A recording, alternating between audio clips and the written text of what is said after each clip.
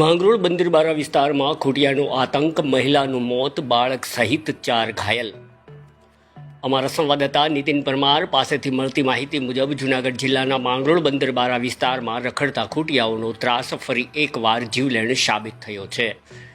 મળતી માહિતી મુજબ એક ખોટિયું અચાનક ગાંડો તૂર થતાં તેના હુમલાથી એક મહિલાનું કરુણ મોત નીપજ્યું હતું, જ્યારે એક બાળક સહિત 4 લોકો ઘાયલ બન્યા હતા।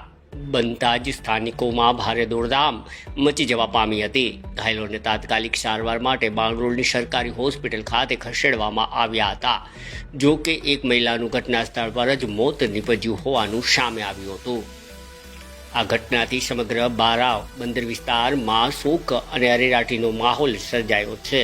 નોંધનીય છે કે ગઈકાલે પણ ખોટિયાના ત્રાસની ઘટના સામે આવી હતી અને ફરી આજે આ ગંભીર ઘટના બનતા સ્થાનિકોમાં ભય વ્યાપી જવા પામ્યો છે, જ્યારે આ મામલે માંગરોળ મરીન પોલીસે તાત્કાલિક ઘટના સ્થળે પહોંચી સમગ્ર મામલે તપાસ હાથ ધરી છે।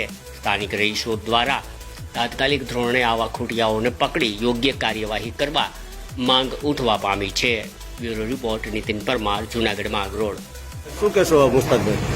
સાહેબ, અત્યારે કારણ કે બારા ઉપર ખોટિયાનું તરસ બહુ છે, બરોબર।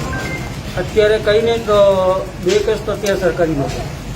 એક તો ઓફ થઈ ગયું ને બીજી બેનને બી ખોટિયાએ બહુ માર્યા, લુગડા બધી આમ ફાડી નાખ્યા ને એવી રીતના કંઈ ઘટ નહીં। એટલે ખોટિયાનું બરાબર તરસ બહુ વધારે છે, એટલે સરકાર એમાં થોડુંક ધ્યાન આપે। અમારા બચ્ચા ભાઈઓ બધા ફરતા અત્યારે લગ્નગાળો ચાલુ છે, એમાં પબ્લિકનો ભાવ વધારો છે, એમાં ખોટિયાનું બહુ વધારે તરસ, એટલે સરકાર આમાં થોડુંક ધ્યાન આપે ને અમારા જો કર્મચારી છે એ બી અત્યારે થોડુંક ધ્યાન આપે એમાં ને આવી ઘટના કંઈક બહુ ઝાઝા ભેગી થઈ ગઈ। આમાં કાયદેસરની અધિકારીઓ આપણે કાયદેસર આમાં કાર્યવાહી કરે ને એમાં પૂરો સપોર્ટ, પૂરો ધ્યાન આપે। અત્યારે 4 થી 5 માણસોને ઈજા પહોંચી છે। બીજું અત્યારે હાલમાં સરકારીમાં એક તો ઓફ થઈ ગયા, એક બેનને અત્યારે કેસો જ નહીં છે, બીજા બાળકો પર બીજા બે 3 કેસ એ લોકોને મૂઢમાર મારી દીધું। બહુ નુકસાન મોટો કે ઝાડું ફાડી નાખે।